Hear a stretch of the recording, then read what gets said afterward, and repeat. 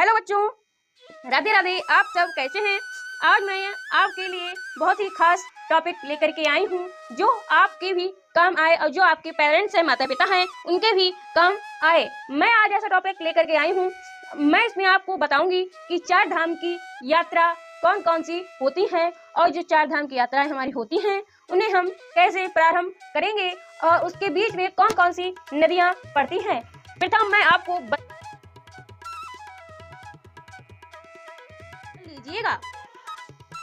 ये लीजिएगा, प्रभु श्री राम को प्रणाम करिएगा। शस्त्र पराक्रमशील निधान वीर धनुधीर अति बलवान मर्यादा पुरुषोत्तम राम नम। आपका पहला है बद्रीनाथ। 4 धाम हमारे ऐसे होते हैं जो हम यात्रा इनकी कर लेते हैं तो हमें और किसी धाम की यात्रा करने की आवश्यकता नहीं होती है। मैं ये नहीं बोलती हूँ कि 4 धाम की यात्रा करने के बाद हमें और किसी धाम की यात्रा करने की या भगवान जी के आशीर्वाद लेने की आवश्यकता नहीं पड़ती है। मेरा कहने का मतलब ये है कि हमारे सनातन धर्म में ये हमारे बहुत ही महत्वपूर्ण स्थान माने जाते हैं। जो हमारे पूर्वज थे उनका ऐसा मानना था कि जो हम इन 4 धामों की यात्रा संपूर्ण कर लेते हैं तो हमें और धामों की यात्रा करने की आवश्यकता नहीं पड़ती है और उसके साथ साथ हमें सारे जितने हमारे तीर्थ स्थल हैं उनका सभी का पुण्य इन 4 धामों की यात्रा करने से हमें प्राप्त होता है। चलिए शुरुआत करते हैं, अपने टॉपिक पर वापस आते हैं। चलो देखते हैं। भारत की 4 दिशाओं में स्थित 4 धाम सनातन काल से राष्ट्र की संस्कृति एकात्मकता के प्रतीक हैं। ये हमारे जो 4 धाम हैं ये हमारे चारों दिशाओं में पाए जाते हैं। वो हमारी 4 दिशाएं कौन कौन सी हैं आपको पता है क्या? उत्तर, दक्षिण, पूर्व, पश्चिम। हमारी 4 दिशाएं ये हैं और ये हमारे चारों दिशाओं में पाए जाते हैं। कोई भी एक धाम किसी और दिशा में है, एक धाम किसी और दिशा में है, ऐसे हमारे चारों धाम चारों दिशाओं में एक एक करके माने जाते हैं। चलिए हम आगे बढ़ते हैं और ये हमारे संस्कृति का बहुत ही बड़ा प्रतीक है। चलिए, इन 4 धामों की यात्रा हर हिंदू के मन की अभिलाषा रहती है। ये 4 धाम होते हैं जो हम हिंदू हैं तो इन्हें हमें करने की अभिलाषा रहती है कि हम कैसे भी न कैसे करके इन 4 धामों की यात्रा अवश्य करें। ये इस तरीके से ये धाम हमारे हैं। पहला है हमारा बद्रीनाथ धाम। चलिए इसके बारे में हम डिटेल से जानते हैं। मैंने इसलिए आपको कॉपी पर लिख करके नहीं बताया जिससे आप कोई भी टॉपिक भूल ना जाए या मेरे बताने में कोई भी मिस्टेक ना रहे, इसलिए मैं आपको डायरेक्ट बुक से एक्सप्लेन करके बता रही हूँ अपने शब्दों में। चलिए, भारत की उत्तरी सीमा पर उत्तराखंड में हिमालय की उद्गम चोटियों की गोद में बसे बद्रीनाथ के दाहिने छोर पर स्थापित प्रमुख मंदिर में से बद्री नारायण विष्णु भगवान विराजमान है।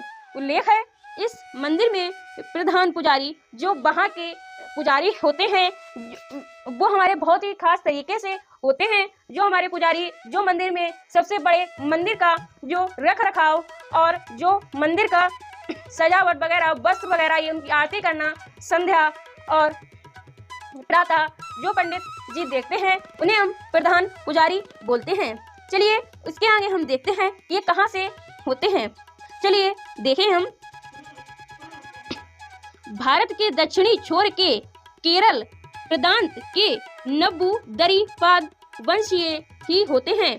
ये जो हमारे भारत में जो दक्षिणी का छोर है केरल प्रांत के जो नब्बूदरी वंशीय ही होते हैं। इस वंश के जो पुजारी होते हैं वही इस मंदिर में प्रधान पुजारी बनते हैं। शेष समय बर्फ में ढके रहने से मंदिर अक्षय तृतीया से दीपावली तक ही खुलता है। ये मंदिर बर्फ से ढक जाने के कारण अक्षय तृतीया से दीपावली तक ही खुलता है। इसलिए यह हमारा मंदिर बर्फ से ढका रहता है, तभी हमारे श्रद्धालुओं की एक साथ भीड़ उमड़ती है। इसके आगे हम देखते हैं गंगोत्री। ये हमारी जो बद्रीनाथ है उसके पास में बद्रीनाथ आते जाते समय जो मार्ग में पड़ती है वो नदी है। इसका भी अपना एक विशेष महत्व है। ये भी हमारे सनातन धर्म का एक बहुत ही बड़ा हिस्सा है। चलिए देखते हैं। गंगोत्री गंगा नदी का उद्गम स्थल है वह उत्तराखंड के 4 धाम तीर्थ यात्रा में से एक है। जो ये हमारी गंगोत्री नदी है उत्तराखंड के 4 धामों में से एक है, जो हमारे तीर्थ स्थल है। नदी के स्रोत को भागीरथी कहा जाता है और देवप्रयाग के बांध से यह अलकनंदा में मिलती है, जहां से आगे गंगा नाम से जानी जाती है। पवित्र भागीरथी नदी का उद्गम गौमुख पर ही है, जो गंगोत्री ग्वालेश्वर में स्थित है। गंगोत्री से गौमुख 11 किलोमीटर लंबा इसका मार्ग है और ये बहुत ही पवित्र नदी हमारे हिंदू धर्म में मानी जाती है। इसके हमारे हिंदू धर्म में जो जैसा जानता है वैसा इस नदी को पुकारता है। चलिए हम इससे आगे बढ़ते हैं।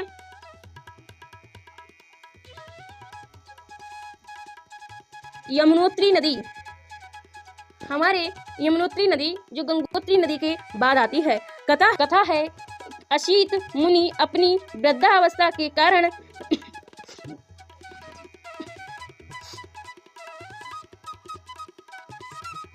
कालिंद पर्वत में स्थित सप्त ऋषि कुंड में स्नान करने नहीं जा पाए, तो उनकी भक्ति से प्रसन्न होकर मां यमुना उन्हीं की कुटिया में प्रकट हो गईं। तभी से इस दिव्य स्थान को यमुनोत्री धाम के नाम से जाना जाता है। यमुना की भगवान सूर्य की पुत्री व यमराज की बहन हैं। उत्तराखंड के 4 धाम की तीर्थ यात्रा में यमुनोत्री एक है। यमुना के स्रोत यमुनोत्री का पवित्र गढ़वाल के पश्चिम में स्थित है, जो बंदर पूछ पर्वत के एक शिखर पर स्थित है। यमुनोत्री के मुख्य आकर्षण देवी यमुना का मंदिर और जानकी चिट्ठी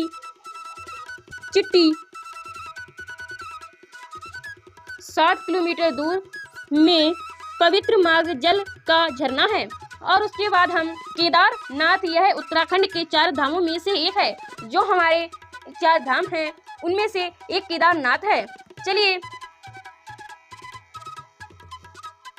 इसके बाद मैं आपके लिए जगन्नाथपुरी की यात्रा लेकर के आऊंगी और इसमें मैं आपको बताऊंगी कि कौन कौन से स्थान पड़ते हैं जगन्नाथपुरी के दर्शन करते जाते समय। जब तक के लिए आपको राधे राधे।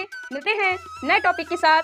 मैं आपको इस वीडियो में अपने चैनल में बारी बारी से 4 धामों के दर्शन कराऊंगी और उसके साथ साथ उनके बारे में थोड़ा डिटेल में भी बताऊंगी, क्योंकि मेरे को राधे राधे।